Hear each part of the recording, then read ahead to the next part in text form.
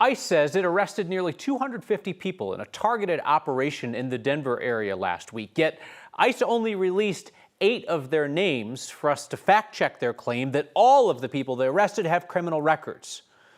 Where we do have hard numbers on ICE arrests, we see immigration agents rounding up a high number of people with no criminal record. Our Marshall Zellinger has a closer look. Immigration enforcement in Denver's area of responsibility includes Colorado and Wyoming. Data released by ICE shows that since President Trump took over, 2,200 people were arrested. That's almost 5 times as many people from the same time frame the year before.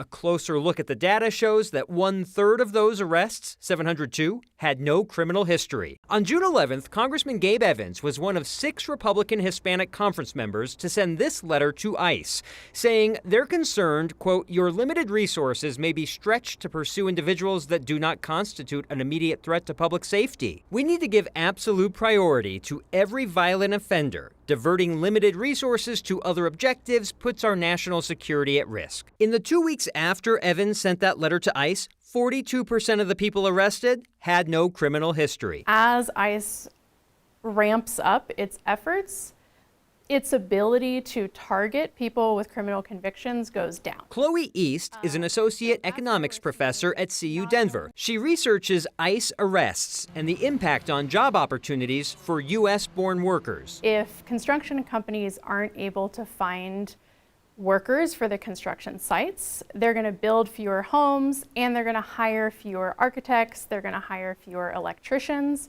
And architects and electricians are jobs that are typically taken by U.S.-born workers. The Trump administration's goal had been 3,000 arrests per day nationwide. The data we received from ICE showed about 710 per day.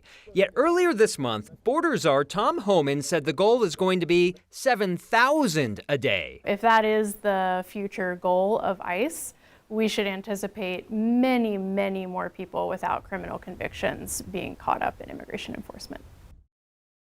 I reached out to both Congressman Gabe Evans' office and to ICE to see if ICE ever responded to that letter essentially saying stop arresting those without criminal histories. And for those without criminal histories that are arrested, I asked Evans, should they be released? I asked ICE, are they ever released? No response.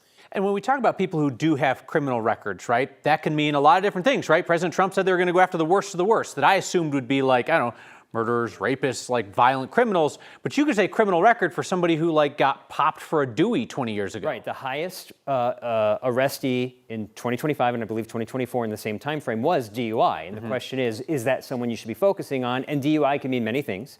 It could be as simple as you were pulled over and you were caught being drunk, and it could also be something more serious where you injured someone or someone's property. And so there is also debate about whether or not that is considered worst of the worst. Again, when we get the information, then we can give it out to people and people can say, oh, I like it, I don't like it, I'm not sure how I feel about that. But when we don't have the information, that's when it gets tough, because then you just have to wonder what's going on in secret. All right, Marshall, thank you.